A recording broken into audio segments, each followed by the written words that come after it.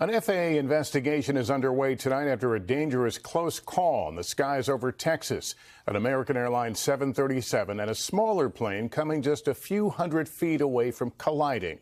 Stephanie Gosk is here. Stephanie, what happened? This was a frightening close call here, Lester, on Wednesday. This American Airlines flight left from Chicago. It was landing in Austin when it unexpectedly got within 350 feet of that Cessna 182, which is a very small four-person prop plane. That triggered a collision avoidance alarm within the cockpit of the 737. So the pilots pulled up, but then that put them close to another plane, a Cirrus SF-50, which is a small jet. That small jet then had to make a turn to the right.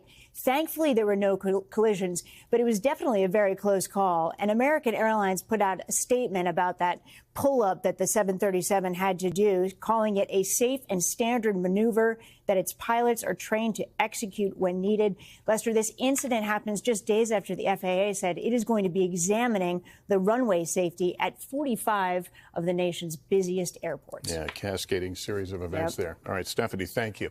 Thanks for watching. Stay updated about breaking news and top stories on the NBC News app or follow us on social media.